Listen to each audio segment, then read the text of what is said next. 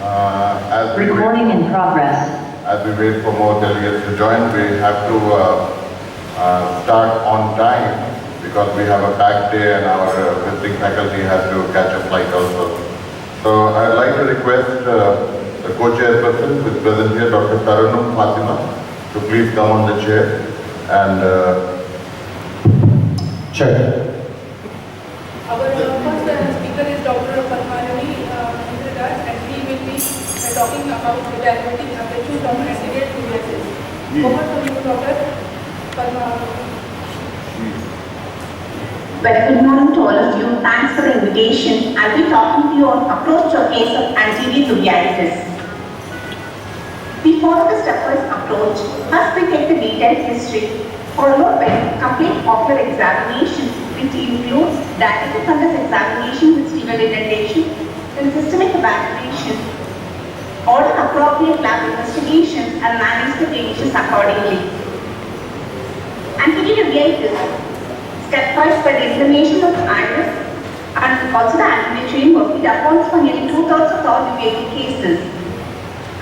By the Sun group, anterior uveitis is classified into infectious, associated with systemic disease, or eye-related condition. Among the infectious, they have included cytomegalovirus anterior uveitis, herpes simplex anterior uveitis, parasympathetic anterior uveitis, and syphilitic anterior uveitis. Coming to associated systemic disease, which includes JA-associated uveitis, spondyloarthropathies including HLA-B27 associated anterior uveitis, and tubulointerstitial nephritis uveitic syndrome or sarcoidosis. Coming to limited to eye includes Fuchs uveitic syndrome. We need to take detailed history, not only the ocular but also the systemic history. In that, the recent COVID history and vaccination also have added in the list. Coming to the systemic evaluation, when the patient walks into a clinic, most of the times it gives us a clue, especially if the person like this walks into the clinic, we can know that we are going to deal with a case of ankylosing spondylitis. There is a patient with cold access, secondary to tuberculosis. Here, skin lesions, secondary to sarcoidosis. This joint deformity is secondary to rheumatoid arthritis. Here, herpes zoster or pharyngeal. These things, by looking at the systemic condition itself, gives us a clue to probable etiology. Here is a patient with uveitis and paranoia. These kind of systemic focus of infection also can be a trigger for arterial uveitis. We follow the sample grading group. It is important to estimate the presence of anterior chamber cells and also the flare in the anterior segment of the eye. Anterior uveitis is characterized by the presence of circumciliary congestion, presence of cells in the anterior chamber, associated iris nodules. Coming to the keratic precipitates, they can be presented in the form of fine keratic precipitates or medium-sized keratic precipitates, large or mutton-fat keratic precipitates, and pigmented KPs. Coming to the management of anterior uveitis, most of the times we end up managing topical medications with topical steroids and cycloplegic agents. We prefer to integrate cycloplegic agents like chemotherapy. And if they have associated underlying systemic disease or if the inflammation is severe, we also put them on systemic medications. Sometimes the patient presents with complications, we need to address that as well. Example, here is a case of a young male presented with fibrinous uveitis, anterior uveitis. On evaluation, diagnosed to have HLA-B27 associated disease. Patient did not respond to topical steroids and cycloplegic. We added oral steroids. Patient was referred to the rheumatologist and systemic molecule spectroscopy was also added. At this point, we can see the resolving on the anterior capsules, presence of posterior syndicate. At that point, atropine was installed for 2 doses. Following this, the syndicate was broken and inflammation is controlled. It's not only to control the inflammation, it is also important to prevent the complications in these cases. Chronic uveitis can have iris crystals. This particular patient, following the cataract surgery, there was decreasing in the crystals in the eye. Next, we move on to granulomatosis anterior uveitis. They are characterized by the presence of mutton fat characteristics sarcas or copious nodules in chronic cases can have broad-based posterior sinus pain. Here is a case of Hansen's disease presenting in the form of steroid-uveitis with nodules on the iris. Following treatment, we could see the reduction in the size of the nodule in this patient. Here is a case of a sarcoidosis presenting in the form of a Berlin's nodule. Responded to systemic steroids and systemic methotrexate therapy and actually topical steroids in this case. Next, we'll move on to chronic diabetic arthritis associated with uveitis. Most of the times the eye looks quiet. When you put the patient on slit of examination, we can see so much of structural changes presenting complications like magnitude, the and complicated cataract in this entity. After controlling the inflammation, the child underwent bandage BSK removal followed by cataract surgery to stand in both hands and recover of systemic immunosuppressive therapy. Let's see what happens to the COVID pandemic following which. Here is a retinal image presented with oligoarticular JAA treated with systemic methotrexate and topical steroids. This is the picture. Left eye was absolutely fine. Right eye had chronic uveitis. When we did, the patient had cystoid macular edema. At this point of time, we added biologics in addition to the methotrexate along with topical difluorobretilene which has posterior segment penetration, following which we could see the resolution of the cystoid macular edema in this patient. We all know how JDA causes chronic anterior uveitis, but when we did the FFA, we started to see the perivascular leakage in this patient. And the patient responded to well adalimumab and polytherapy. Subsequently, following COVID vaccination, the patient developed head of inflammation, this time not only in the right eye, but also in the left eye and perivascularly responded well to topical steroid therapy. So this we have published as a reactivation of JAA associated with posterior segment manifestations following COVID vaccine. We all know this causes anterior segment, but in persistent chronic inflammation sometimes can have subtle posterior segment manifestations as well. Next, we move on to Fuchs uveitis syndrome.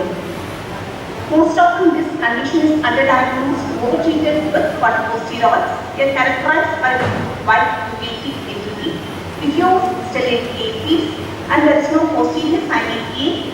Iris pattern is altered. And they can have complications like a complicated cataract or secondary glaucoma.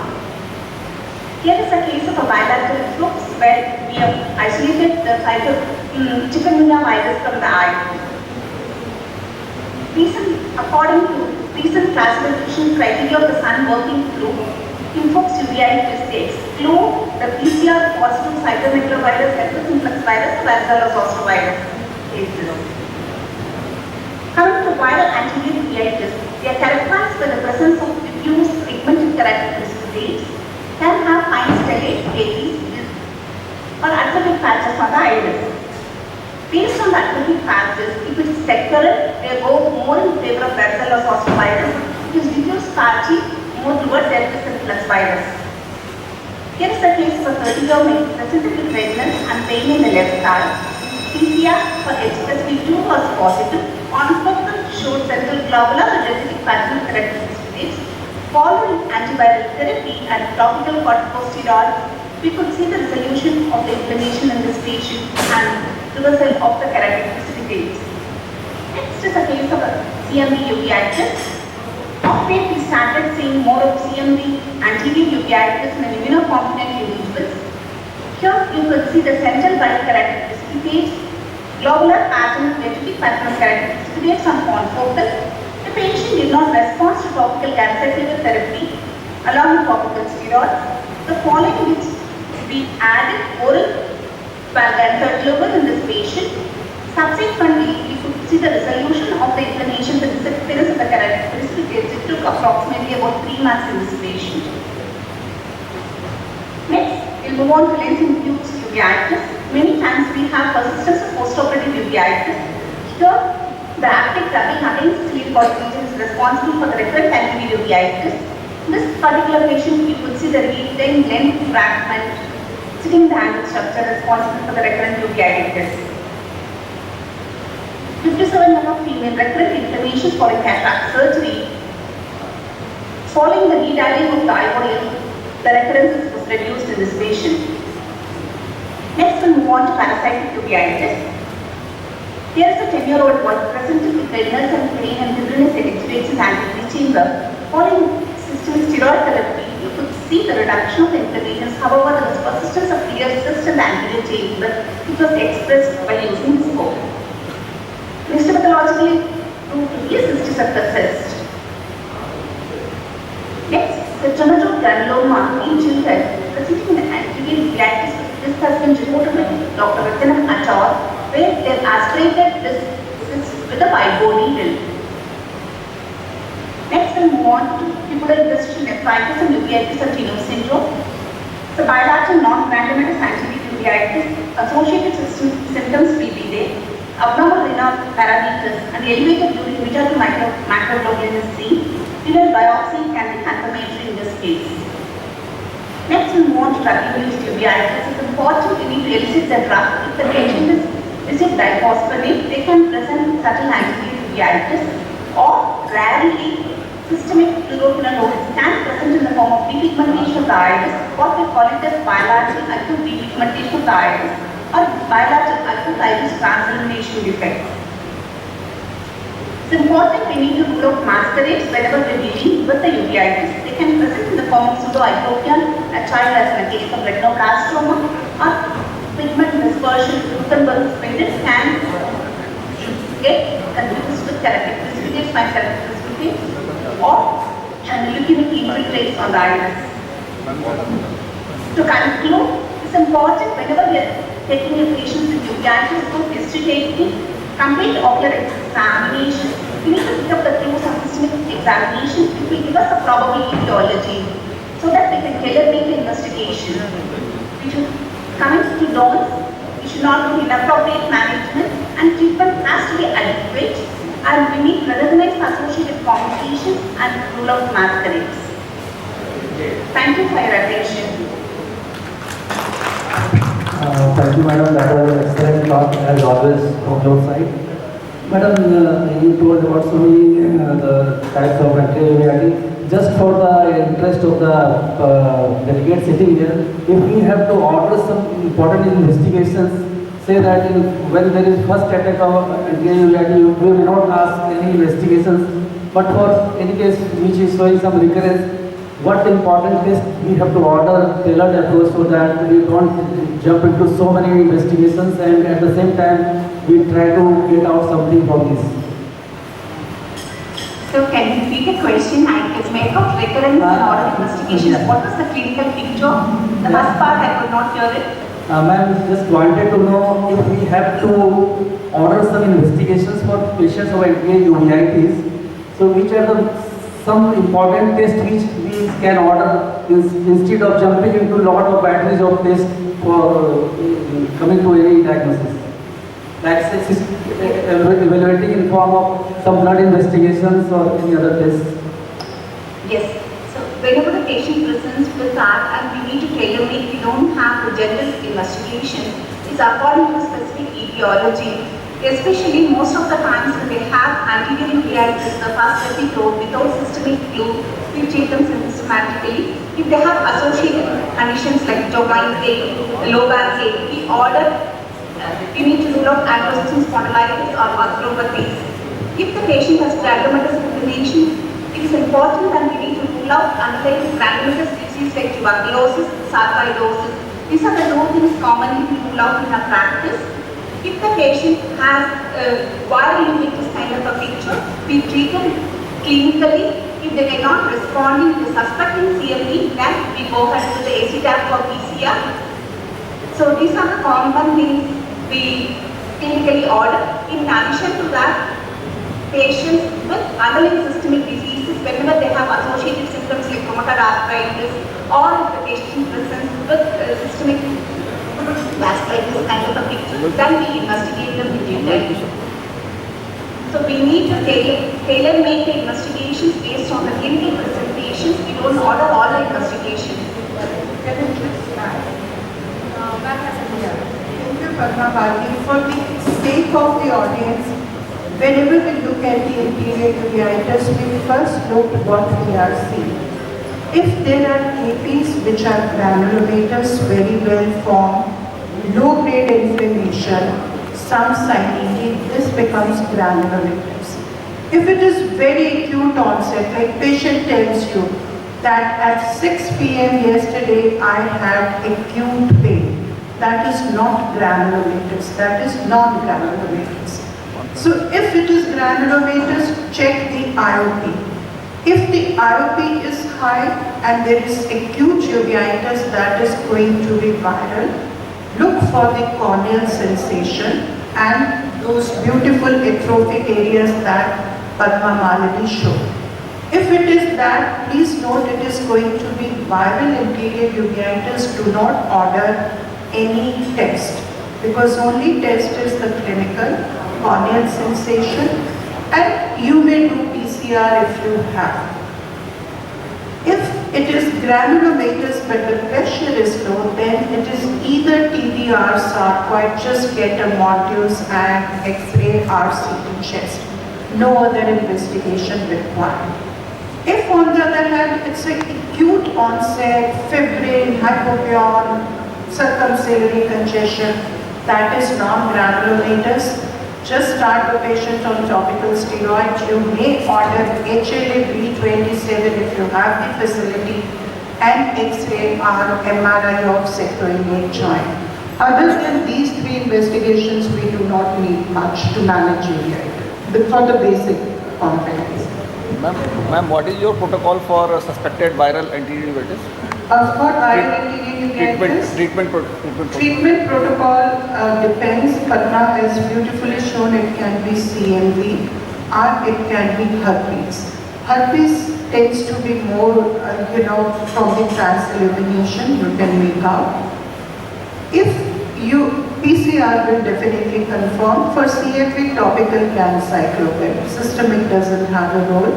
For herpes, we give systemic acyclovir.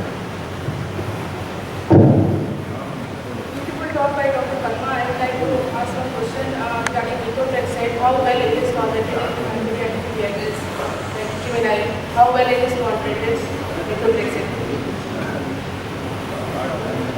Methotrexate is one of the commonly used immunosuppressive agents, including in pediatric age group. And it is once a week dosage, it is convenient and is also cheaper. So most of the times we end up using it, and majority of the times the patients tolerate it well. The commonest side effects of the mucosal ulceration is gastric upset the patient develops. Usually the symptoms subsides within 24 or 48 hours. So we counsel the patients to take it the day, just Friday or Saturday, so that they can take it easy on the day when they have the symptoms. And this methotrexate has to be combined with, we also give folic acid, but supplements has to be given, but we don't give it on the same day. So we ask the patient to take it if they use different regimen once a week or 2 or 3 times apart from the daily. The most important, they should not combine the folic and folate on the same day of treatment. That's more important. And once a week regimen is the one commonly we follow, but they have different modifications. They split and give the dose also. And up to 15 mg we give oral, and beyond that also the efficacy is there, and injectable is better efficacy as compared to high dose of oral methotrexate therapy. And we give methotrexate in addition to that whenever we put the patients on biologics to prevent the antibody formations, autoantibody formations. For example, if you're putting them on adalimumab or infliximab, we combine with methotrexate as well. Thank you, ma'am. And so, questions from us. So, thank you, ma'am, for your talk. I would like to invite our next speaker, Dr. Arun Sen, and he will discuss on clinical evaluation of posterior uveitis. Over to you, Dr. Arun Sen. Hello, good morning. Is my screen visible, right? No, Aloji, it's not visible. Hello. Yeah, probably this is your scheme. Now it's visible. Visible now.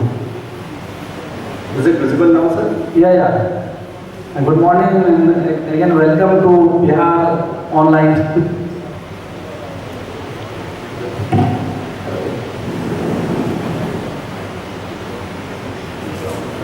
Hello, am I audible? Yeah, you are. Yes, sir. Thank you so much. Thank you for the opportunity, and I really feel unnerved because of being sandwiched between stalwarts and uveitis.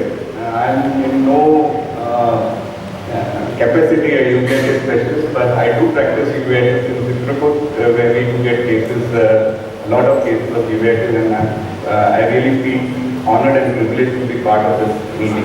Thank you very much to VR Ophthalmic Society and Manisha ma'am for giving me this opportunity. So I will be speaking on clinical evaluation of posterior uveitis, which approximately comprise almost 30% of all the uveitis that we see. So what I do is I'll be showing some of my cases of posterior uveitis, which actually just by recognizing the pattern we can make the diagnosis. So the most important in uveitis that I understand is to characterize uveitis in terms of onset, whether it is acute or insidious onset, the course of the disease, whether it is fulminant or whether it is a recurrent or chronic course. Important is to recognize signs that can help you clinch the diagnosis. The degree of vitreous inflammation is also important in posterior uveitis. Similarly, the primary site of inflammation can give you some clues on what you are dealing with. The most important thing is before you start anyone on treatment, make sure that the disease is active. And I will be talking on some of the morphological characteristics of some of these diseases that have been described beautifully in literature, and that can itself, without any investigation, can help you in making the diagnosis. Of course, you have to keep in mind masculates, which Dr. Manisha will be discussing later on in the session. And all these things we do is basically to distinguish infective uveitis, because we know that if we treat them as non-infective, it can have a disastrous effect. So very important to rule out infective uveitis in these cases. So there are two things. One is to distinguish between what we are dealing with, where is the primary site of inflammation, and we know that in retinitis, patients usually present with fluffy, white, indistinct lesions, which can be monofocal, single, or can be multifocal, as in this case of post-fever retinitis, where you can see these white cotton wool-like infiltrates with indistinct margins. There are some hemorrhages, and if you can see carefully, the blood vessels which are traversing through these lesions, they appear to be blurred, or they appear to be, the lesions appear to mask the blood vessels. This is very important. And there is a surrounding retinal edema. Most of the retinitis would have some amount or significant amount of vitritis that helps you to distinguish between retinitis and choroiditis at times. In contrast, you see this patient of choroiditis, where you see that the lesions are more distinct. They are creamy white in color, and you can see the blood vessels over the lesions. They are quite distinct. And there is little or minimal amount of vitritis in most of the cases. Of course, these can also be focal or multifocal in origin. So choroiditis can further be classified, and this table I have taken from this beautiful book, which I love to read every time I see my patients. And this is basically can be divided into disease affecting the choriocapillaries and the disease affecting the stroma, and this is a table that you can refer to. And I'll show you in a subsequent slide how to distinguish the two.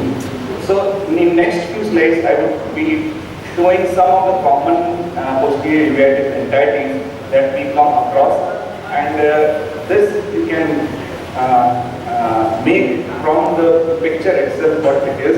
A patient who presents with dense vitritis, and you can see a retinitis, a focal patch of retinitis, which is known as light and fog appearance. And if you see the OCT, you see a slight bump in the choroid, and this is very characteristic of toxoplasma retinochoroiditis.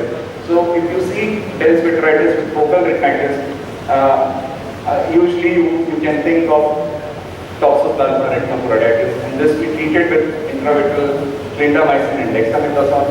You can see the resolution. Sometimes these lesions can, or very often these lesions can be at the adjacent of the scar, bleeding scar, so the reactivation can be at the adjacent of scar. And again, this is a classic presentation of toxoplasma retinitis. Now this patient presented with us with definition of vision, and if you see in the periphery, you see these confluent lesions of necrotizing retinitis along with sclerosed vessels, and you can see multifocal retinitis lesions as well. So it is very important in cases of posterior uveitis that in cases of any uveitis, you do a thorough peripheral retinal examination as well. This patient, this kind of peripheral retinitis which rapidly progresses and with vitritis is seen in acute retinal necrosis. So it is important that you do a very good thorough peripheral retinal examination if you see a patient presenting with vitritis.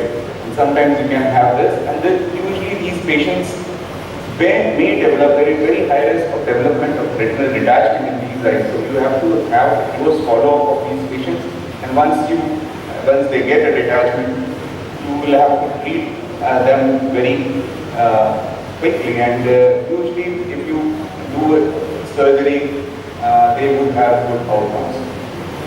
Another case of peripheral retinitis, which is more like a granular retinal lesion with hemorrhages, central healing, and you can see this triangular-like lesion which points towards the optic disc. Very slow growing retinitis, and often without much of vitreous inflammation. This is classic of CMV retinitis, and usually these patients have some kind of immunosuppression, HIV or maybe on some immunosuppressive agents. This patient we treated with valganciclovir and intravitreal ganciclovir. Now coming to next category, which is choroiditis. If you see this patient who presented with diminution of vision in both eyes, the left eye 2 years back, the right eye with history of 4 months, you can see that the media is hazy because of vitritis, and there are multifocal patches of choroiditis with centrally an active border which appear to be elevated. Now this kind of choroiditis has been described as serpiginoid-like or serpiginous-like choroiditis by Professor Amod et al. And they have described this in connection to ocular tuberculosis. And if you see the ICT, you will see these geographic areas of choroidal hypocyanosis, which remain hypocyanosis throughout the phase of ACGA. So this is multifocal choroiditis related to ocular tuberculosis, or it is known as serpiginous-like choroiditis, and this is following treatment with AKT and steroid.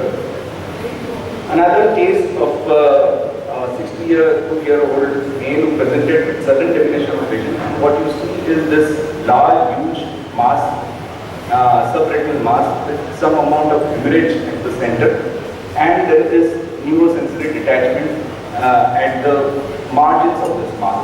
So this is what has been described as choroidal granuloma, and usually these granulomas are very vascular, and they may have even wrap-like lesions, as is shown in this angiogram. You can see this choroidal lesion which is hyperfluorescence from the start, and you can see the wrap lesion at the center. This patient we treated with AKT, Valstone, and intravitreal injection of anti-VEGF, which Dr. Manisha is there. She has done quite a lot of work on this, on the level of VEGF in patients with choroidal granulomas. My next case is a 33-year-old female who presented with these multifocal areas of neurosensory detachment and disc edema. You can see some faint choroidal lesions in the background as well. And on OCT, you see these RP undulation. The bacillary layer detachment is was described by Vishali ma'am in one of their papers. And you also see neurosensory, multiple areas of neurosensory detachment. So a bilateral pan-uveitis presenting with multiple neurosensory detachment. Your first differential diagnosis is probably VKF syndrome. And these patients usually on ICPA, they have this is a stromal disease.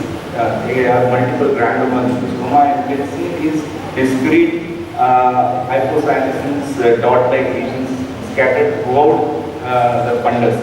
And ICT is very helpful in not only in diagnosis but also in monitoring the disease activity in these cases. So this is following treatment with steroids and immunosuppressive agents that the lesions are filled. The other thing that you can do in these cases, which probably would be discussed later on in the session where we talk about imaging in uveitis, is to measure the choroidal thickness. My last case is a 70-year-old male who presented with the diminution of vision in the left eye, and you can see there are multifocal areas of choroiditis. Some of these choroiditis have scarred. You also see retinal vasculitis, and along the retinal vasculitis you see areas of focal choroiditis. So this has been described to be associated again by Professor Mohan and Vishali ma'am, where you see these obliterative vasculitis with focal perivascular choroiditis, chororetinitis in ocular tuberculosis. So this patient we treated with AKT and steroids, and sometimes these patients may also require peripheral lasers for neovascularization. So in summary, it is important to distinguish retinitis and choroiditis. A pattern recognition is helpful to distinguish between infective and non-infective etiologies, and multimodal imaging nowadays can help you in determining the nature of the lesions and to make a diagnosis. So I think that is what I have learned, and I have learned most from none other than Professor Amol Gupta, whom I cannot thank much more, because he is the one who has made a normal, very ordinary person like me to some sort of uveitis. But thank you so much once again for the opportunity. Thank you, Dr. Amrit. That was a really very informative talk. Excellent depiction of important cases, what we see in the posterior uveitis. So thank you very much for clearing so many thoughts and so many doubts to all of us. Do anyone have any question, or otherwise we can move to next? I have one question. Thank you, Dr. Alok, for such a wonderful talk.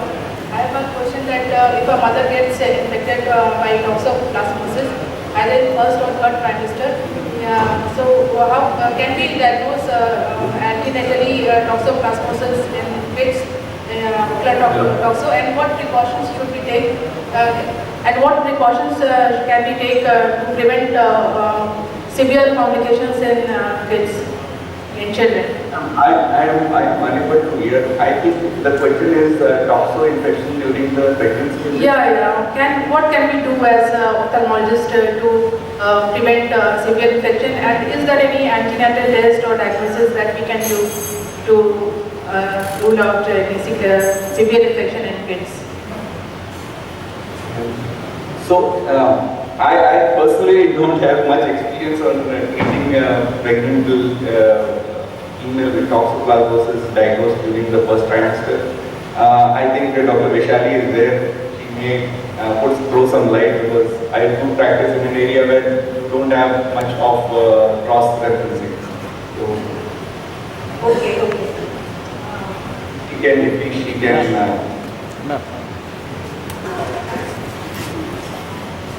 Your question is that if a woman develops toxo, can we diagnose whether the fetus has ocular toxoplasmosis? The answer is no.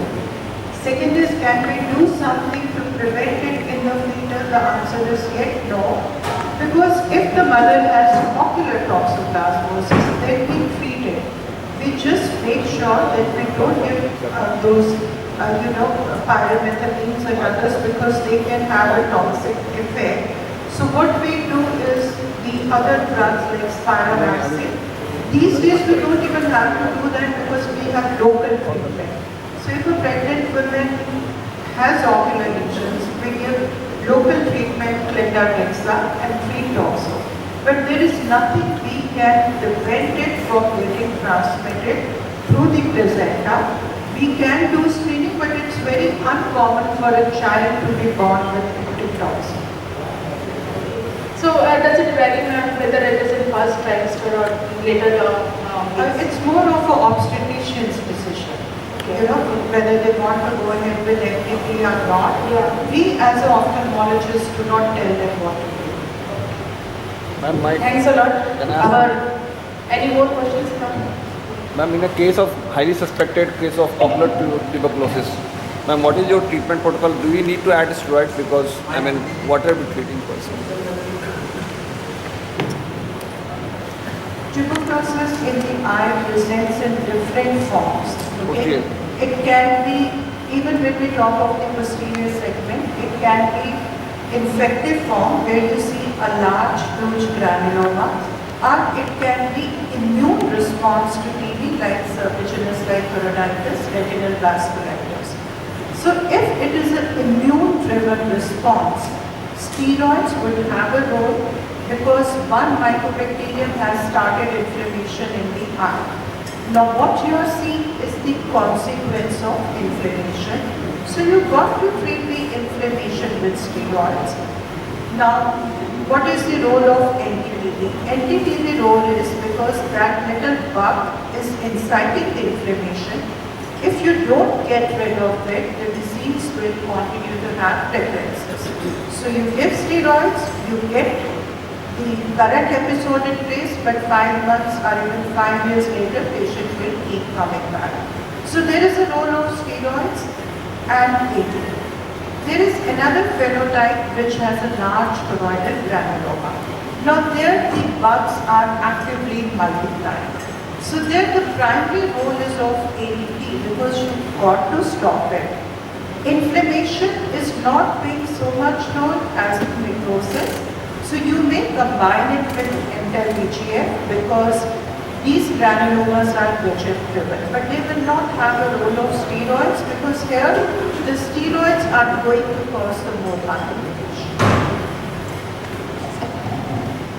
Can I take one more second, please? Ma'am, I just wanted to ask that in starting AKT, there is a lot of resistance from physician side because they don't have anything, findings systematically. So can we take a step to start on our own? I think we have published on this and I'm going to show in my talk. We have come up with the global guidelines where you can discuss with your physician that ocular TB will never have the systemic disease. In 92% of the cases, you will not get anything active. So when we are starting treatment for ocular TB, it has to come from ophthalmologist. And please do not refer it to your internist asking his opinion. Just tell them to start anti-TB and we have all the evidence which you can pass it on to him to start it. Thank you, ma'am. Our next speaker is Dr. Ashokita Murthy, and she will be discussing on scleritis and episcleritis. Over to you, ma'am. Thank you very much. Am I audible? Yes. And can you see my presentation? Yeah, you can see. All right. So first of all, I just wanted to thank Dr. Satyadeep Sinha and all the organizers of the 17th Annual Midterm Conference of the Bihar Ophthalmological Society. Thank you very much for inviting me and putting together this wonderful session on ABI. It's amazing. Secondly, Dr. Alok Sen, if he is there, he is not at all, not an expert, very much an expert, and I enjoyed this talk. So my topic is on episcleritis and scleritis. The way I'm going to discuss it is just try and keep it brief within 8 minutes and try to discuss a few principles and practice guidelines. So in my talk, I'm going to talk about where is the focus of the inflammation, what is known about these diseases, what are the most predictable features for these diseases, and what should I investigate. So episcleral inflammation, what is known is that in general, when you think about a patient with episcleritis versus scleritis, in the scleritis patients, you're more likely to have a patient come in with history of maybe systemic disease. The hallmark distinguishing feature between the two diseases would be the characteristic of pain. So in scleritis, I always try and elicit the history of what is the severity of the pain. Most of the episcleritis patients say that they have mild pain or tenderness, and redness is a stronger feature in the case of episcleritis. The second distinguishing feature to me is in the clinic when we test them for the first time, and let's say we're doing the retina examination as well, and we use phenylephrine to dilate the pupils, and that's when you see almost complete blanching of the congestion in the case of episcleritis. Whereas in the case of scleritis, there will be some amount of blanching, but you'll still see the very deep congestion present. I'll just show you some clinical cases.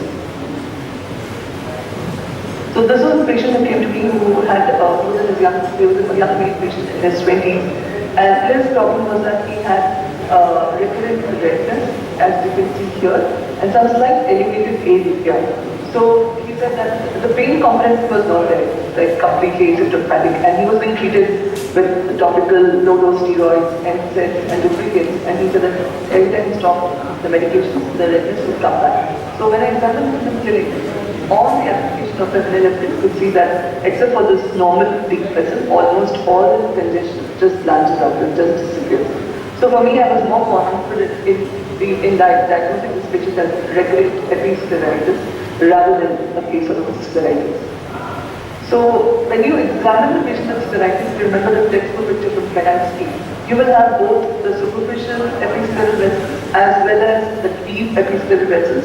All of these will be engorged, and in addition, you will have thickening of the skeletal layer itself. Whereas in the case of episcleritis, mostly the episcleral vessels will be engorged, but the sclera itself ideally will not be implanted. So that's the reason why you don't have pain. You have pain in scleritis because of the stretching of the scleral coats in a tight space, and that's the reason why the pain is so profound. The congestion in scleritis is sort of a deep, diffuse kind of a congestion. So what is known about episcleritis? It does have a few associations, certain systemic, vasculitic and connective tissue diseases. They do present with recurrent episcleritis and certain local ocular conditions. So when it comes to episcleritis, I try to rule out all the local ocular conditions which are in our hands to treat or to look at first before I go on to thinking that this patient has something systemic. And the best part is that it is an innocuous disease, meaning it does not have consequences of its own. I've never had a patient with recurrent episcleritis with association with vision loss, unless we use a lot of steroids and then you know the side effects of steroids in terms of cataract and steroid response. So episcleritis, the way to reassure the patient is that yes, it's annoying, irritating, you'll have recurrences, but it's not a threatening disease in that way. So what are these systemic associations? So several authors have published also, and we have seen in our practice also, patients with rheumatoid arthritis, irritable bowel disease, SLE, etc. do present with recurrent inflammation in the episclera. The other diseases include a whole host of diseases such as even systemic herpes zoster, herpes simplex, even syphilis. Some of these systemic infections, in these the patients can have symptoms of episcleritis. Certain drugs, such as some of these drugs that I mentioned here, can also have a side effect of recurrent episcleritis. Pediatric patients generally do not present with episcleritis. If at all, they do look for some local cause like blepharitis, demodex. These are affected. So these are more likely to be such causes, local causes. Very rarely it is known that pediatric patients who are older pediatric patients who may eventually have rheumatoid arthritis, they do one of the differentiating features that they can have recurrent episcleritis. So pediatric patients look for local disease when you see a pediatric patient come in with so-called episcleritis. So what are the local diseases? Look for lid disease, blepharitis, demodex. Look for exposure due to inadequate lid closure.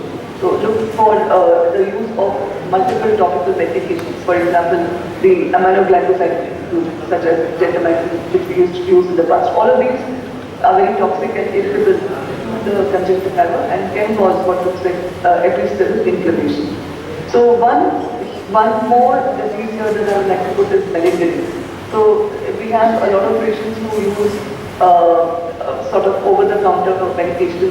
So that is one problem, that unregulated over-the-counter or unscheduled medications, which are not really medications, but they would be instilling something in their eye. But sometimes they can also be doing just to attract attention, and I've had quite a few cases where they would have this problem because they were just putting some kind of household substance into the eye. So should I investigate episcleritis? I usually don't. I hardly ever investigate unless I have a patient with multiple episodes or if I have a suspicion that this could be scleritis. So I feel that it's not required in the first few episodes. I've never got anything positive from the investigation for these patients. If at all I'm going to investigate, then the investigation will be very similar to the scleritis cases. And my management strategy is I would first try NSAIDs, then I would move on to low-potent corticosteroids and then potent corticosteroids. So low-potent diphenhydramine, FML, and potent includes prednisolone or dexamethasone, and lubricants of course. And then once the episode goes away, the patient may also go away for a while. And when the patient comes back, I would repeat as required. So I think that with such 2 or 3 such cycles, usually the disease goes down a little bit. So when you have a patient with scleritis, it's very easy to diagnose like this from a distance that this patient is scleritis, because you see very dense congestion, there's uveal view, there is thinning, there is scleromalacia perfringens kind of picture, so there's a nodule over here. So this is very, very simple. But what about if a patient walks into your clinic and has a history which is somewhere straddling between episcleritis and scleritis? The patient says that mild pain, I do have congestion and I'm using topical drops, but it's going away, it's coming back again. So how do you differentiate here? So the mistake that if some of us make is that we just look at the patient like this. So what we actually need to do is make sure that you have the patient look in all directions of these. And this particular lady here, she actually had quite severe condition everywhere else but for the palpebral aperture here. So this patient I could very confidently diagnose as a case of a diffuse anterior scleritis. And we investigated, she turned out to have all the symptoms, investigation negative, but still we started the patient on oral steroids and very hard moved her on to immunomodulators because it was very chronic. So after that, she's doing extremely well. So this is most likely the kind of scleritis you might see, the diffuse anterior variant, which is very common. Don't be confused if you see this thinning. It is not scleromalacia perfringens, but it's an old episode of scleritis.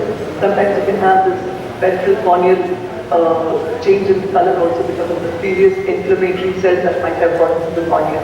And this particular example is the case of sort of a scleral ischemia or scleral nodule here, which can frequently happen in case of severe scleritis.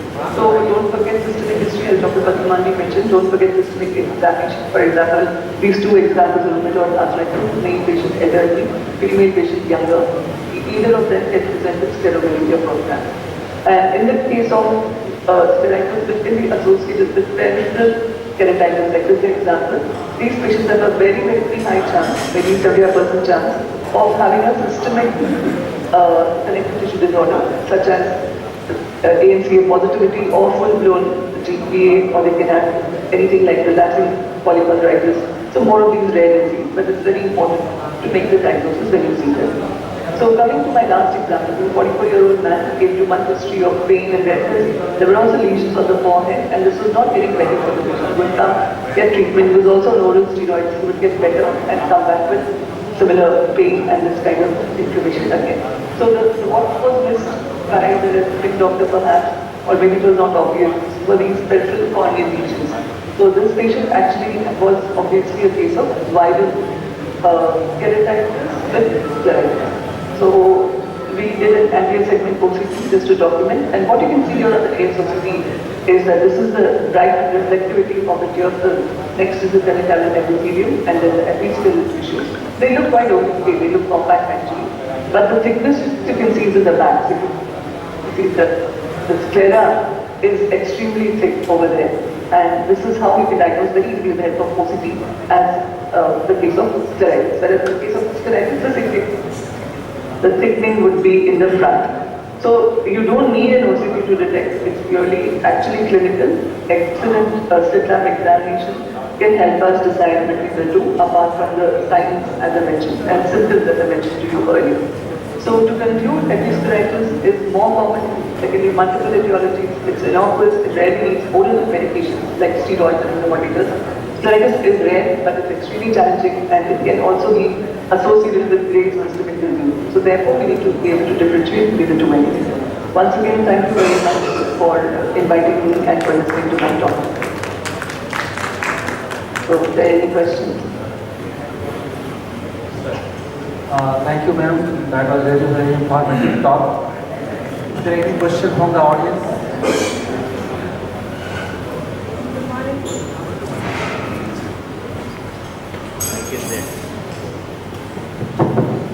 Good morning, ma'am. Very nice talk, Rajgir. And I just wanted to know that any difference in the corneal lesions which you are saying, the peripheral corneal lesions, in those with viral keratitis associated with scleritis and the one which are with connective tissue disorders. Anything we can distinguish clinically in the corneal lesions along with scleritis?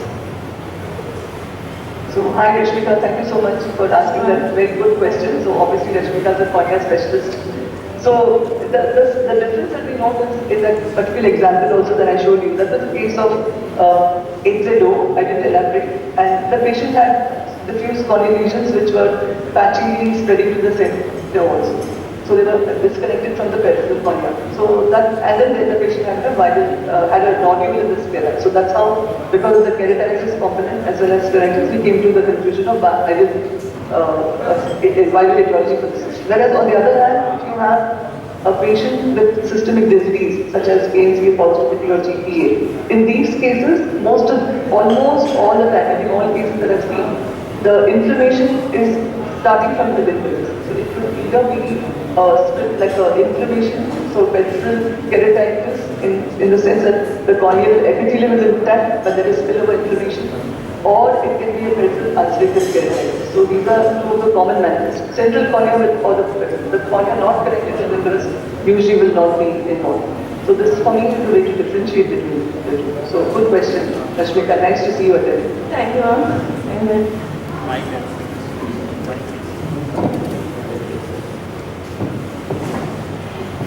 Hello ma'am, good morning.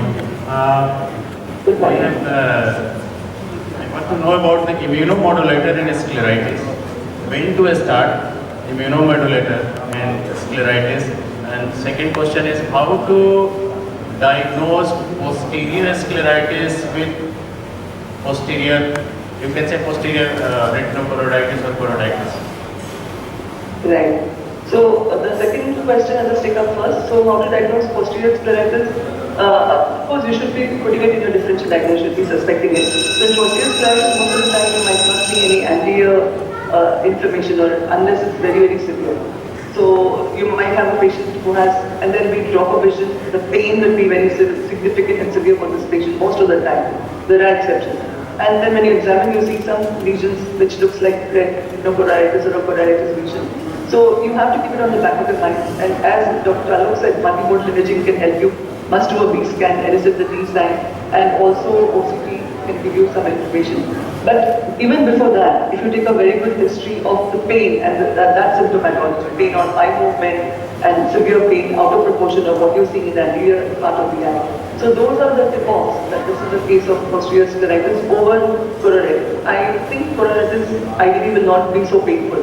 So the patient will have drop in vision and some inflammation but will not have severe pain in most of the choroiditis that I can think of. The first question you asked was about immunomodulators, when and what.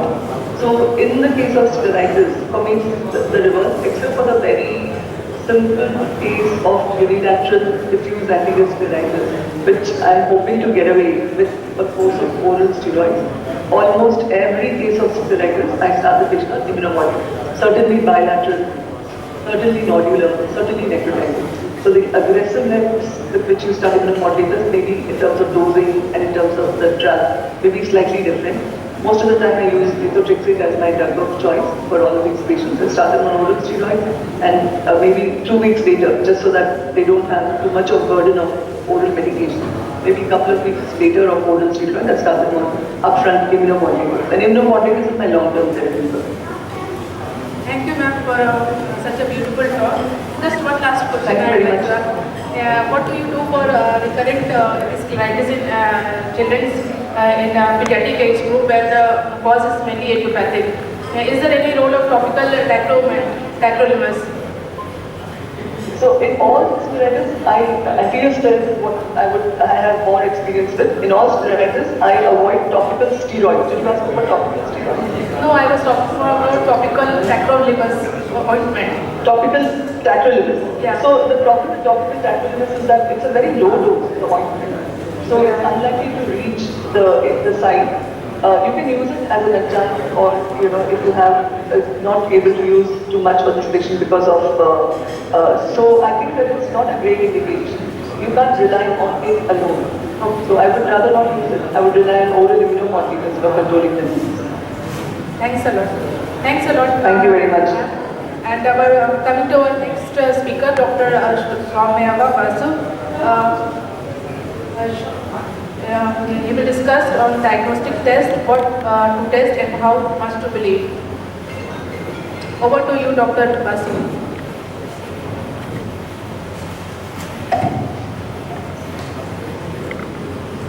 Okay. I hope I'm audible and my slide is... Yeah. Yes, sir. Thank you so much, and thanks PR of Relative Society, Dr. Satyajit Sinha and Dr. Manisha for considering me for this talk. I think my previous speakers have covered the what to test part very beautifully, so that's not what I'm going to focus on. My focus will be on how much to believe. There's a little bit of statistics here, don't get too clustered with it. I myself don't understand much of statistics, so I'll keep it to the minimum, which hopefully should be understandable to everyone. So what we'll cover is why do we test, how best to use the test, and this concept of pre-test probability, which in my opinion is very, very central to your diagnosis and management of uveitis. What we'll not talk about here, and I completely do not believe in this approach, is the idea of uveitis workup. Because there is nothing called a workup in uveitis, as the previous speakers mentioned. Everything has a tailored approach. If you want more details, I will refer you to these two talks. One is the approach to diagnosis of uveitis, which for me is the Bible. This is what I refer to again and again and again, and I am always learning something new from this paper. And if you want more details, there is a very nice review paper in the survey of numbers. So why do we investigate uveitis? Because most of the infectious or non-infectious uveitis are actually recognized by clinical pattern recognition alone, and this you saw very beautifully in Dr. Alok's presentation. So most of the retinitis entities, apart from syphilis and lines which require blood test, then the viral ankyloid uveitis, Fuchs uveitis syndrome, then even the non-infectious uveitis like the so-called white dot syndromes, Wood-Van-Agen disease, Behçet's disease, and in a way, even the HLA-B27 type disease are actually clinical diagnosis. They do not need a blood test for the diagnosis. So the reason why we investigate are for two reasons. One is to either rule in or rule out an infection, or to rule in or out a systemic disease. This is absolutely the primary focus of our lab investigations. Apart from this, sometimes you will need tests for the baseline parameters such as immune status, fitness for therapy, and even when you're treating with systemic medications like corticosteroids, immunosuppressives, you would want to monitor the treatment response with some blood tests. So I hope we are very clear with this understanding. Now when you ask for a test, what is the primary question you ask? There could be two things. One is you ask, if the disease is present, will the test be positive? Conversely, you may ask, if the test is positive, is the disease present? And if you think about it, the one that is relevant for us is the second question. And this second question is actually measured in terms of the positive predictive value. The sensitivity or specificity is relatively less important because the patient is not coming to you with a label of a disease. The patient is only coming to you with a test report. And you will want to know that if the test is either positive or negative, is the disease present or not. Now, positive predictive value depends a lot on the pre-test probability of the disease, which is the prevalence of a disease before you have ordered a test. Now, if you look at this cartoon, in any given situation, there could be a spectrum of probability, something from impossible to certain. And there could be things in the middle like unlikely or likely. So how do you decide which side it is? Decide by the prevalence of the disease, the ocular sign, the patient profile, okay, and the immune status. And I think all of you can imagine how each of these points would be relevant in any given case of VI. Similarly, a low prevalence opposing ocular signs, and the best example I give is looking at mutton fat kidneys and that telling you that if mutton fat kidneys are present, the disease cannot be an HLA-B27 type of disease. Okay, so opposing clinical ocular signs and the patient profile. And the simplest example to give here is if a man gets a positive pregnancy test, that is not going to give you any conclusion. Okay. So, how do you convert this pre-test probability, the prevalence of the disease prior to the test, to the post-test probability, which is going to decide how you are going to treat this patient?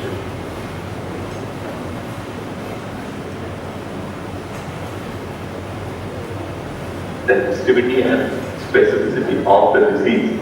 And I have taken an example from a study that was published from South India on the quantiferon TB gold test, where they found that it had a sensitivity of 82% and a specificity of 76%. And based on that, I calculated that the positive likelihood ratio would be 3.42 for this test in the diagnosis of ocular tuberculosis.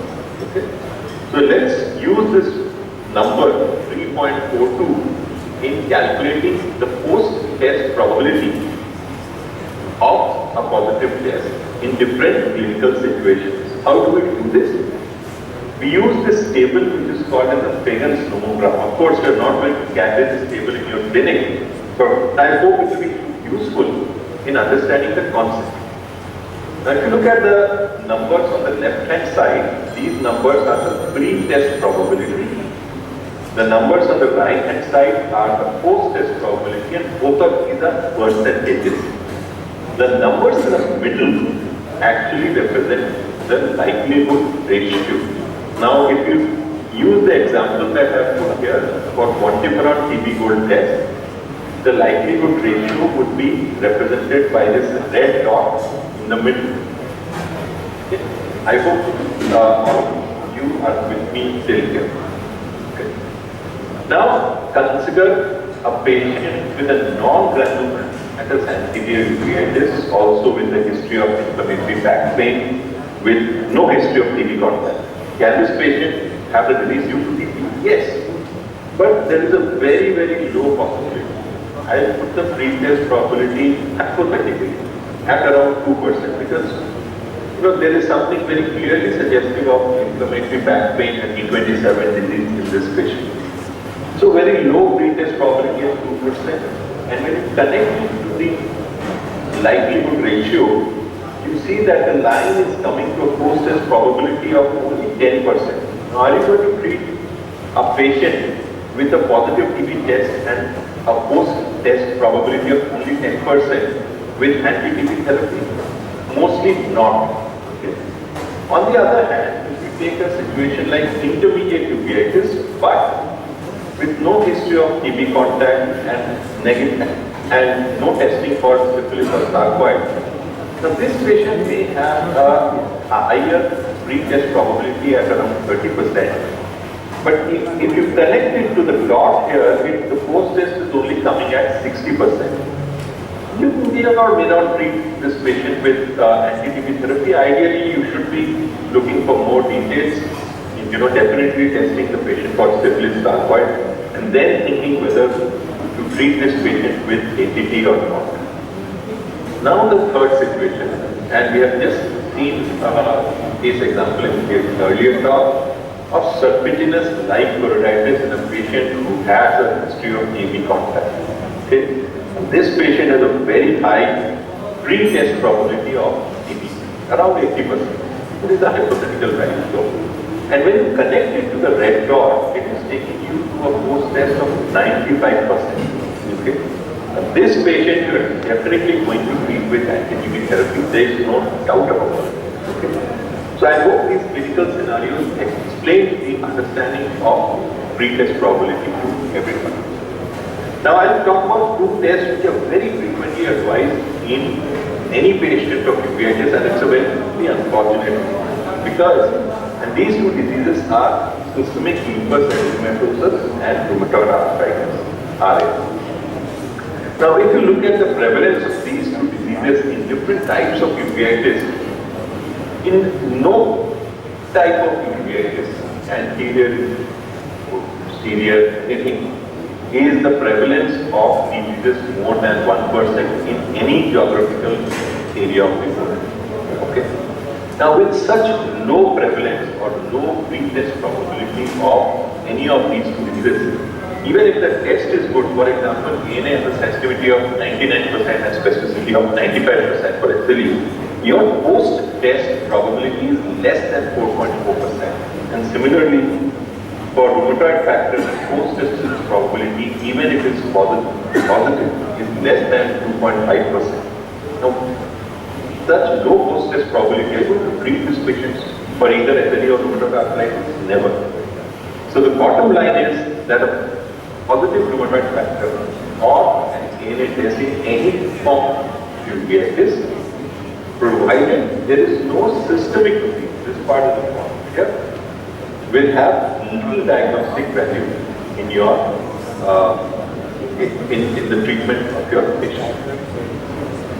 So when do we screen for any form of uveitis? We should do it only when a given disease can present with any form of uveitis, and the best example here is syphilis. Second is the diagnosis definitely needs a lab test. You cannot just do a clinical pattern recognition.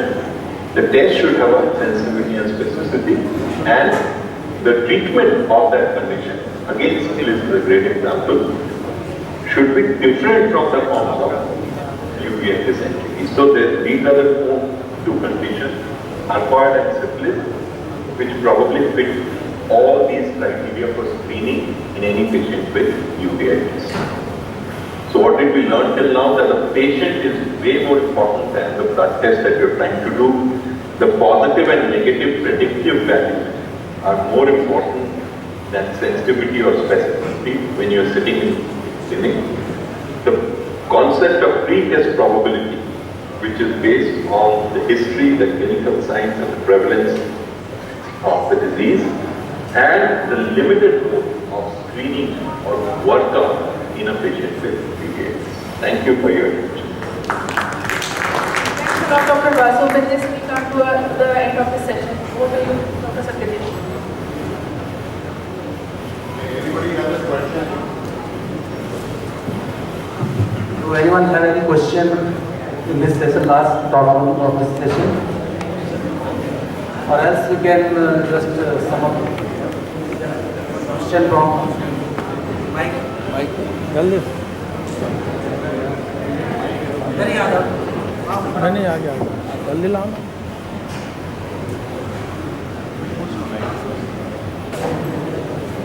Thank you, Vasu sir, for this enlightening talk. I mean, for me, it was the first time I was exposed to this thought process. Sir, how do you determine the pre-test probability and the post-test probability? I mean, since a person who is exposed just now to this, so can you summarize this in So, when I talk of pre-test and post-test, it's not so much about the numbers, it's the concept that I was trying to convey. Okay. So, pre-test, as I mentioned, is determined by the prevalence of the disease in a given scenario. And an example I can give here is of the cutoff for the Montu test. Now, all of us would think that since India is a TB endemic country, we should have a higher cutoff for the Montu test. Actually, it's quite the opposite. Since we are a TB endemic country, our cutoff is only 10 millimeters for the Montu test. Whereas if you go to a TB non-endemic country, such as any place in Western Europe or Japan, okay, then the cutoff is actually higher. They have a cutoff of 15 millimeters. So, higher is the prevalence of the disease, more is the pre-test probability. Similarly, the ocular signs that you are looking at, are they favoring a particular disease or are they against a particular disease? Then the patient profile, immune status, you will expect in a patient with HIV, you will expect different forms of infectious retinitis like cytomegalovirus, retinitis. Okay. So all of these together will tell you how likely is a patient going to have a given disease. And then you apply your test without looking at this pre-test probability of a given disease. You should not be applying any kind of lab investigation in the diagnosis of UTI. That's the central idea of it. So that brings us to the end of session 1, and I would like to thank Dr. Sudhir Kumar, Dr. Subhash Prasad, and Dr. Taranam for chairing the session. Also, I would like to thank Dr. Padmamalini, Dr. Alok, Dr. Promshila Murthy, and Dr. Dr. Basu for the wonderful presentation. We come to the most important session of this midterm conference, which is the Dr. RHG Sinha oration. And it's an absolute honor and treat to be today listening to one of the most coveted speakers globally, not only in India. And we are so grateful to Dr. Vishali Gupta, who has come all the way from PGI Chandigarh and who will be delivering the oration, and our President Sir will be introducing us. So I would like to first request the Chairman for the session, our President Dr. K.S. Gupta Sir, to please come on the chair. I'd like to request our Vice President Sir, Dr. Pradeep Karak Sir, to please come on the chair. I'd like to invite our Secretary, Dr. Vibhuti Prasanna Sinha, Head of RIO IJMS and Secretary of Bihar of Health Ministry, to please come on the chair. I'd like to request our Treasurer, Dr. Nilesh Mohan, Professor at RIO and Treasurer of Bihar of Health Ministry, to please come on the chair. I'd like to request our Editor, Dr. Ranjana Kumari, to please come on the dais. She is the Senior Consultant at Bright Eye Hospital and our Editor for Bihar Journal of Ophthalmology. I would like to invite Dr. Manisha Agarwal to please join us on the chair, who is the Chief of Retina at Shroff Eye Center, New Delhi. Dr. Manisha Agarwal.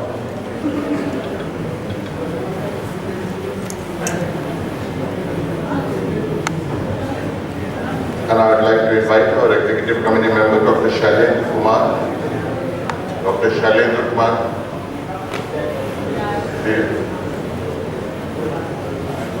So I'd like to request Dr. K.S. Gupta Sir to please come on the mic to introduce Professor Vishali.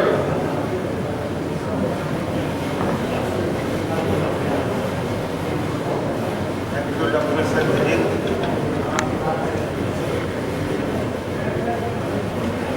Our invited speaker, Professor Vishali Gupta, is an accomplished vitreoretinal and uvea expert of international repute.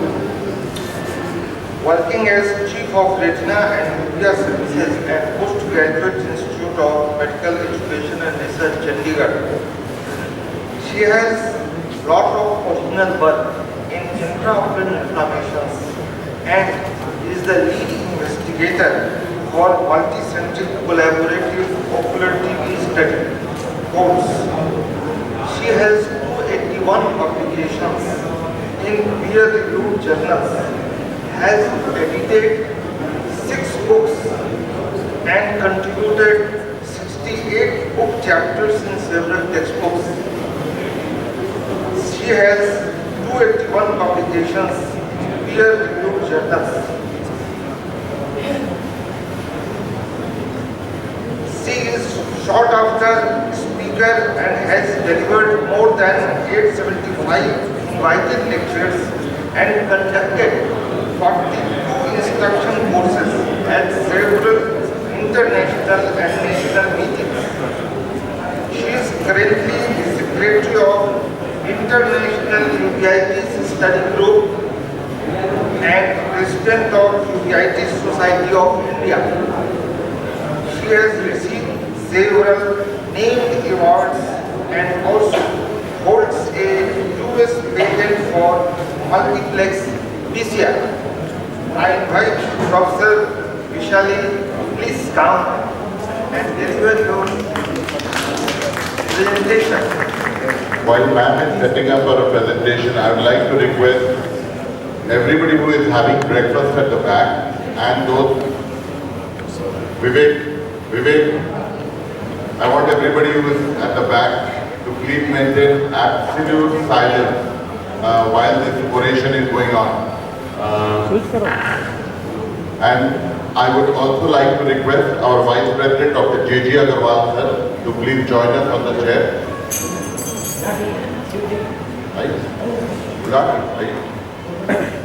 I'd also like to invite our immediate past President, Dr. Pranav Ranjan. आइए ना दिखेगा इधर आइए do the honor and then if you want to go back, yes.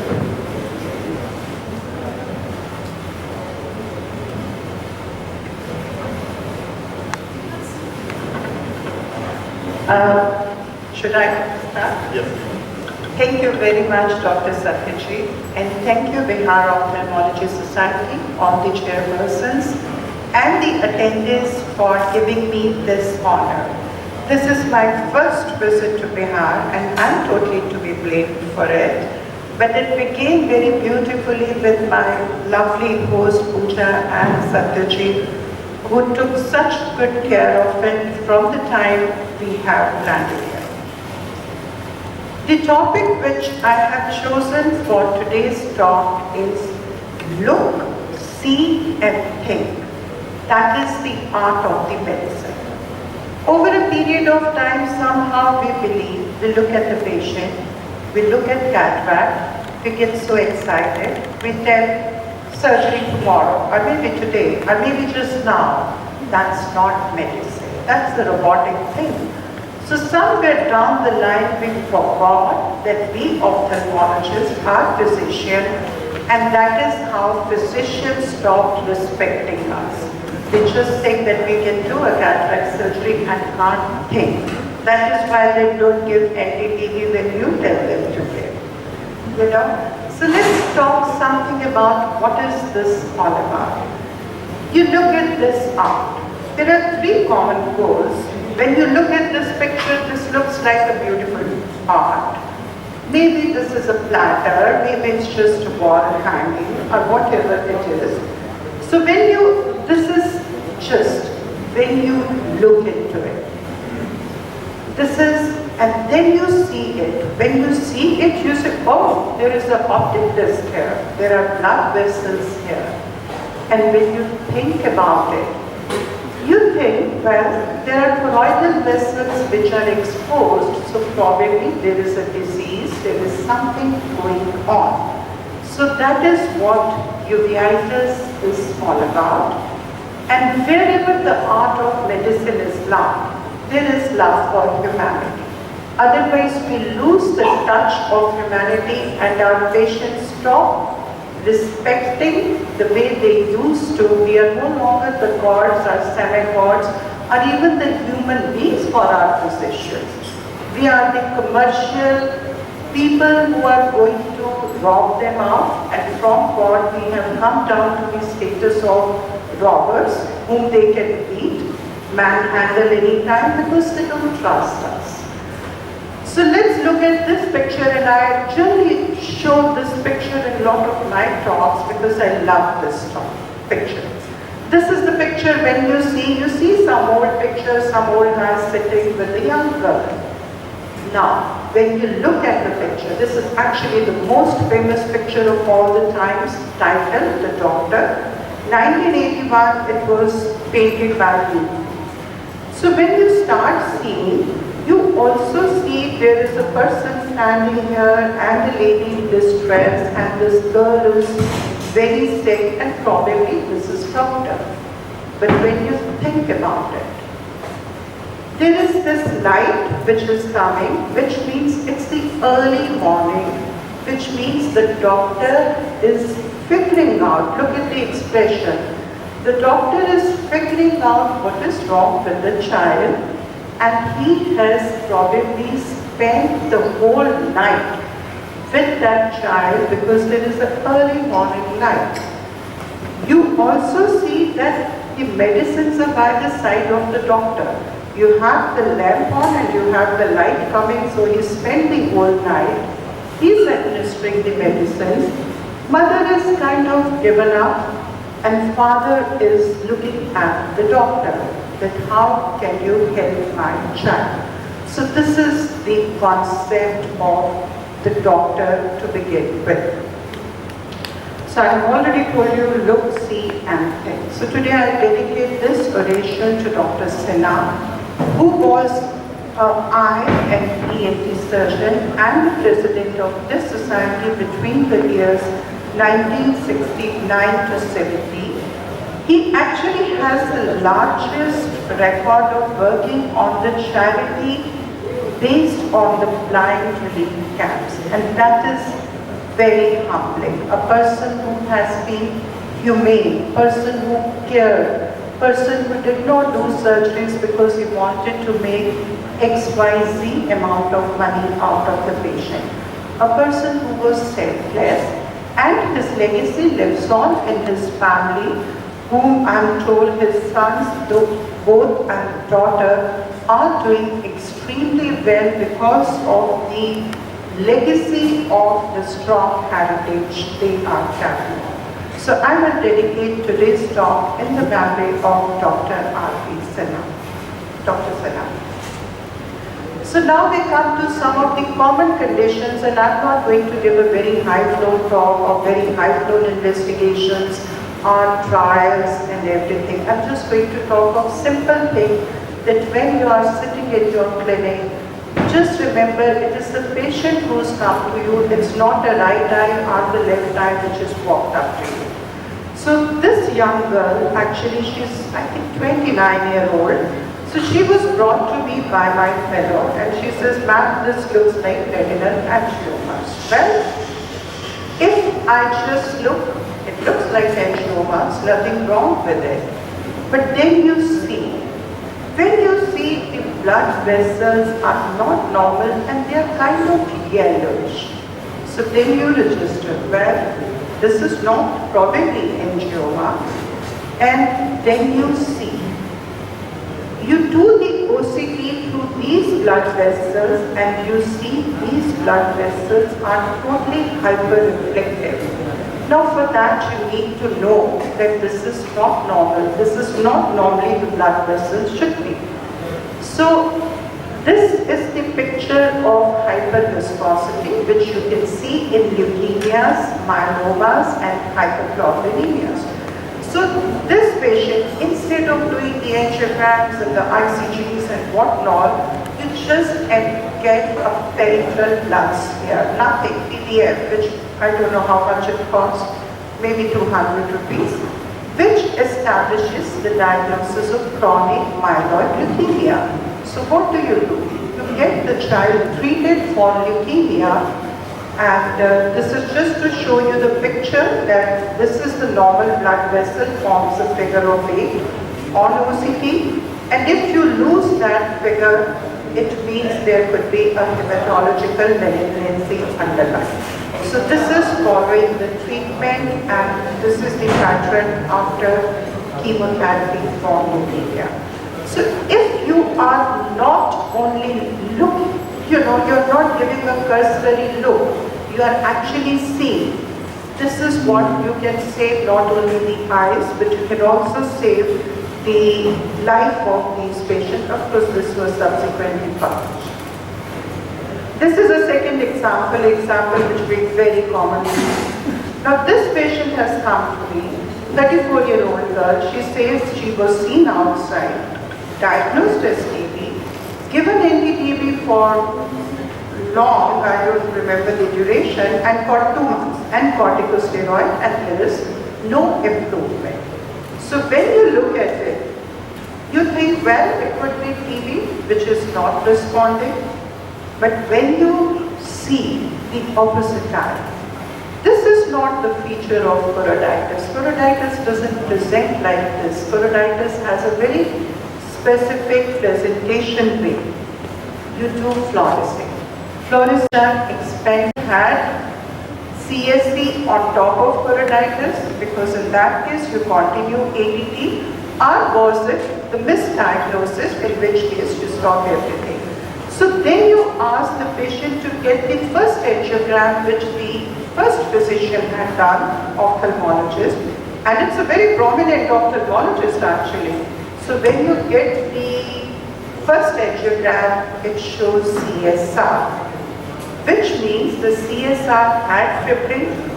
Fibrin was mistaken by choroiditis, and the patient was given anti-TB, which resulted in the worsening of CSR. It wasn't that bad to begin with, but because he was given so much steroids, he ended up with a lot of fibrin. So now you think about it. Now you think, how can we prevent this mistake? So we did a study about fibrinous uveitis, and we found that in case ever you are confused whether it is choroiditis or fibrinous CAC, you look in the center, a dark spot sign. We called it, I think, dark spot, yeah. This black arrow. So if you see this dark spot, it is likely to be CSC and not choroiditis, because when the fluid is leaking, it displaces the fibrin, and that produces the dark spot in the center. So I think it's very important to learn from day-to-day cases. Another example, fundus picture, somebody sent WhatsApp group. This is another disease. These days, anybody sees a patient, puts it on WhatsApp group, other people give opinion, and the patient starts receiving treatment or whatever. So this is a patient, so everybody said looks normal without bothering what was the kind of the imaging. So when more images are added and said, oh, this is normal, but what was missing? What was missing is these are pseudo-colors. So unlike retinal lesions, the pseudo-color images are not able to pick up uveitic diseases. So you can see this color, this circle here indicates this look normal, but you see the true color. There's a granuloma sitting out there. So it's not normal. It's not you have a fancy equipment and that equipment is going to give you answers for your clinical knowledge. So this granuloma was missed because pseudo-color imaging was used. Similarly, you see the pseudo-color, look at the arrows, you don't see any active edge of the disease. But when you look at the true color, you actually start seeing there is a disease activity. So now you think that is the pseudo-color imaging good enough for uveitis, and that is how you publish that, well, multicolor imaging is not a substitute for clinical examination and may result in missing the active disease, which patient will have to pay very heavily for. So even if you might be owning this 1.5 crore machine, it may not give you the answer which your clinical thing would give. So that is something we just have to remember. So choose the appropriate modality. Just don't look at the image, and please do not give your opinion based on somebody sending images from somewhere because for you it may be answering just WhatsApp, but for patient it may be costing him the vision and the blindness subsequently. So some of these things, especially uveitis, need to be. The fourth is that many a times these patients, and a lot of people were asking me questions about tuberculosis, these are the tuberculomas.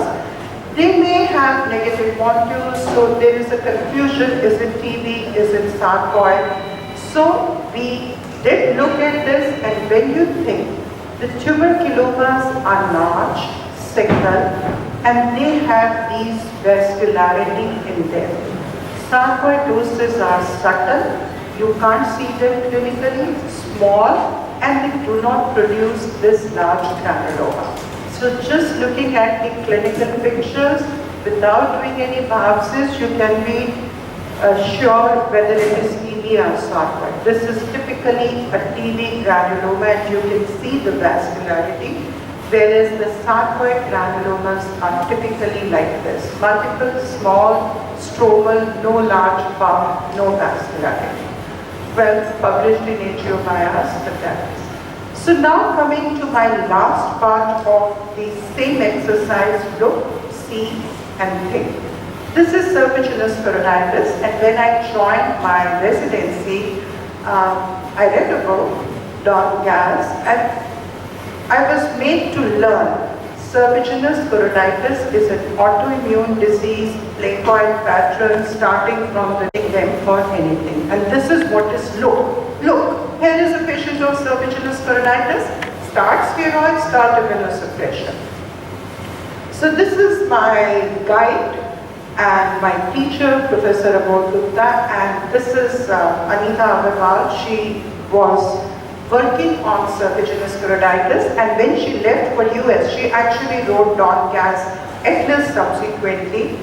I looked at the clinical records of our patients whom we were saying they have serpiginous choroiditis, and we were treating with steroids.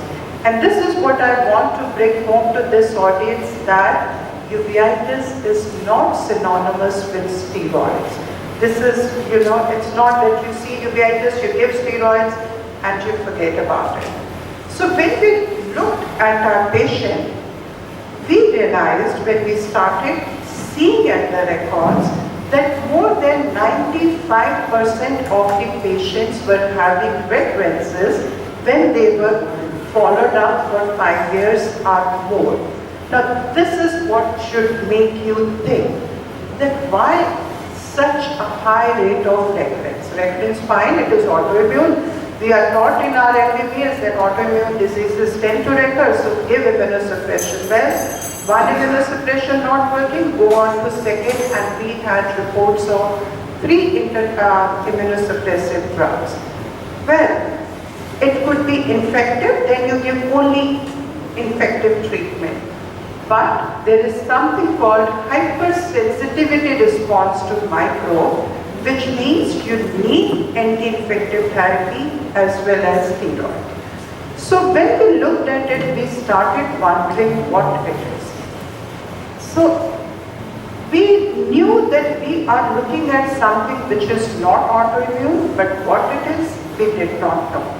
So it was year 1998, I spent some time with Dr. Don Gas, and during that time, he saw a patient of serpiginous whom he treated with antiviral. And he told me, you know what, maybe it is just the manifestation of the disease which is endemic in your country. So here I would show you the first patient in the world of TB serpiginous live, something which has become so common these days that whenever you see serpiginous like choroiditis, you test for TB, but believe me, that was not done. So this is the first patient that we reported or we saw. You can see that year was 2002. He's actually a radiotherapist and a friend. Right eye was scarred. He came from Jammu region, so right eye was totally scarred, but he did have received multiple steroids. Left eye, he developed these lesions, and we thought it was autoimmune because we had no clue that TB could be possible etiology. So we added methotrexate, responded to methotrexate and steroids, but 2 months later, active lesion. Now this was the time when we started looking for TB, and he is the first patient in the world who was tested for TB for serpiginous line keratitis. His Montes came out to be strongly positive. X-ray showed some viral lymph nodes, and we treated him, and this is 6 years follow-up. No disease, no recurrences, no steroids, no immunosuppression. So we did publish to begin with in 2003, and this is the thought process. You think like my patients were having 95% recurrence, and I'm giving them methotrexate right, left and center and steroids. It should bother you. Giving steroids, ordering is very simple. Try taking a dose of oral steroids for 3 or 4 days. You feel like killing yourself. So it's not about you see uveitis, steroids, and then come back. No, that's not. We have to get rid of the disease. So we did publish over a period of time, multiple times, very high impact journal, and we realized that, well, there is, I'm going to skip few of the slides, there is a problem with serpiginous line keratitis, and the test should be done for TB. Now we come to the 7, that there are patients, and this patient actually belongs to your region. She is a IT expert. She has been treated for serpiginous line keratitis in this area, and you see there is a scar. But now she is complaining of metamorphopsia, and when she complains of metamorphopsia, she is advised a second course of ADT. That is just, you look at it, you say, okay, this is TB keratitis. Now the patient has metamorphopsia. Now I give TB course again. No, there is no thought process involved here. So when you look at this, what you want to see is the disease active, because it is looking inactive to me clinically.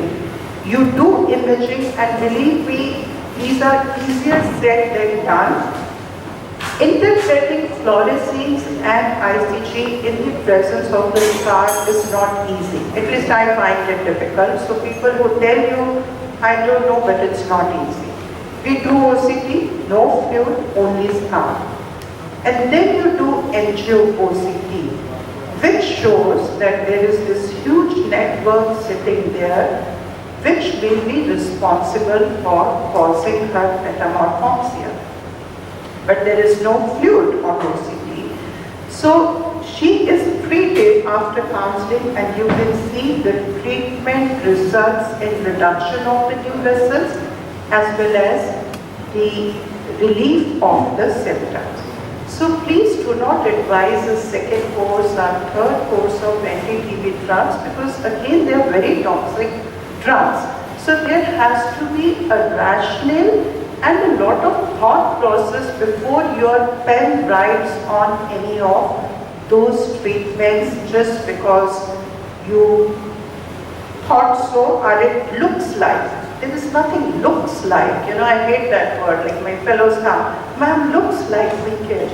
It's not looks like, it's what are your points or what are your thought process. And subsequently, Manisha has shown beautifully, and our team has shown that VEGF is elevated in TB, and anti-VEGF therapy can be as an adjunct in the treatment of TB. The last leg of my question, which is going to make all of you help in the day-to-day practices, we all understand TB has these manifestations. It produces granulomatous interior uveitis, it produces intermediate, vasculitis, granulomas, subretinal abscess, and large tuberculoma. We all understand it. We look at it and we say, it looks like TB.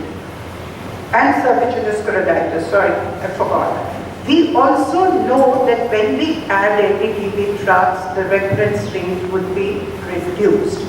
However, this is the question which was asked in the morning. When we see, we are saying it's ocular TB, TB. We are saying it needs treatment, and one junior internist tells you there is no evidence of TB and TB treatment is not required. Why? Why should this happen? Why should that person be able to tell you that your patient does not need TB treatment, and why should you feel apologetic? Because I see meetings after meetings, the ophthalmologists feel very sorry. Oh, we sent for the TB treatment, but he said it's not to be given. So I did not give. No. So this is where the thought process comes that, well, we do recognize as TB, but our physician friends do not recognize. They do not believe it is TB. And when Index TB guidelines come back, Government of India that does not have ocular TB recognized as the form of extrapulmonary TB. Not anymore. This is the previous publication. So this is how we started this this study. It's a collaborative ocular TB study, and over a period of time we got support of all major international societies, which is International Uveitis Study Group, Intraocular Inflammation Society, and Foster Ocular Immunology Society. It was started by 4 of us. That's me, that's Carlos, he's the chief at Moorfields, London. Rupesh, maybe some of you know, he's from Singapore, and Paul is the UV expert at Stanford. So sitting in the airport lounge, we were just discussing, like here we discussed that physicians don't treat.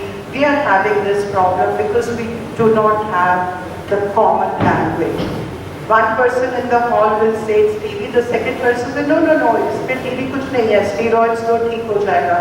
Third person. So we confuse the physicians because we don't have a consensus. So that is how it is. I will not like to boast about the publication, which God knows are how many, but what we found from the group, that Montus is positive in 87%, TB gold in 89% patients. These are the patients who have responded to anti-TB treatment for ocular TB. And the most commonly performed tests are these two. In our country, Montus. And as Soumya showed beautifully, a Montus of 10 into 10 is very important in our country. PCRs are not commonly used, so please don't let uveitis expert intimidate you with PCRs and so many fancy things. In the normal course, you do not need. If chest CT can be done, that's better than chest X-ray, but it's not that it has to be done. So what we found out was, well, TB exists, there is global consensus on treating, and we did a consensus guideline treatment where these are all the world-class experts all over, and it was a very heavy meeting actually. I will just tell you where we came up with the guidelines that if you see these conditions, please treat for TB, and both the reports are published in the Journal of Ophthalmology. Now, when I present you the very difficult analysis that these are the patients you need to treat for TB, you won't remember the indication. That's why I have skipped those slides. So sitting in the clinic, how can my research help my colleagues who are not sitting in the tertiary care center, but who are the actual core people managing the patients sitting in a small clinic in any part of the India. So this is a beautiful quote by John Green, that what I love about science is that as you learn, you don't really get answers, but you do get better questions, you know. So this was the question, that how can this knowledge be applied to day-to-day practice. So we have this beautiful app which is available on IUSG website, which is published in Journal I, which is available. It takes about 20 seconds of your time to tell you whether the patient that you are seeing needs TB treatment or not. So this is Scott's calculator. You just enter patient's name, ID, age, gender, country. When you enter country, it automatically takes up whether the country is endemic or non-endemic. And you, the eye, then the clinical phenotype. Like here is choroiditis, serpeginoid choroiditis. Ethnicity of the patient, well, it automatically takes up once you enter India. There are only 3 tests we have kept. You will realize we have not kept PET scans and others and others. Tuberculin skin test is positive, IGRA is negative, and chest X-ray shows some nodes. This is the information you enter. And the result comes that there is a very high probability amongst experts, that is more than 80%, 90%, more than 90% of the experts would consider giving ATP in this situation. And these experts represent 25 countries, all of them having more than 50 years of experience. So please show this to your physician and tell him that this is my evidence, please start the patient on anti-TB treatment. So it's as simple as that. I'm in the land of Buddha, so I'm going to end my talk with this beautiful circle. This is the circle of Enzo. It's a circle in Zen Buddhism where they take a single stroke, a single brush. It doesn't have to be perfect. The circle is imperfect because it has all the bumps and everything which you can see. Similarly, what I have spoken about my work here is not perfect. There would be imperfections, there would be difference of opinions, there would be bumps across the road, but you've got to take that stroke to start the circle. If you're thinking and aiming that you're going to have a complete circle and not begin, it's not going to work for you. So that kind of summarizes my talk. And I'm truly grateful to my teachers, of course, Dr. Gupta and Dr. Dogra. And I'm honestly very, very grateful to all my students. You know, they are the love of my life. They add the vibrancy, the questions, and my junior faculty, Rima is going to give a talk, Mohit, and you know, Anirudh is not with us right now, but they are always with us wherever they go. And the beautiful, I'm going to end this by talk, that some of these roads which you travel, the research, I'm not saying the research because I'm not a hardcore scientist, I just work for my patients. And these roads seem very lonely, and when you talk about this, people don't listen to you, people make fun of you. Don't let them intimidate you, but besides your students, your teachers, it's very important to have family by your side, because otherwise you will never be able to achieve any milestones if your family is not with you on that road. That's my husband and daughter, and thank you all. Thank you, Bihar, for this.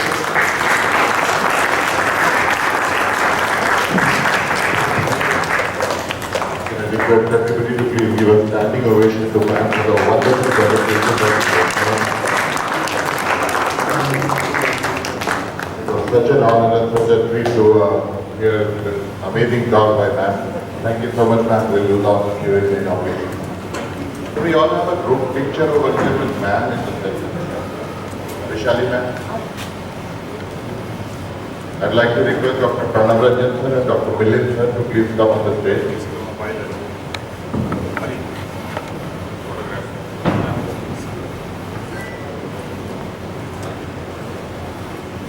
Dr. Sunil Parmar sir.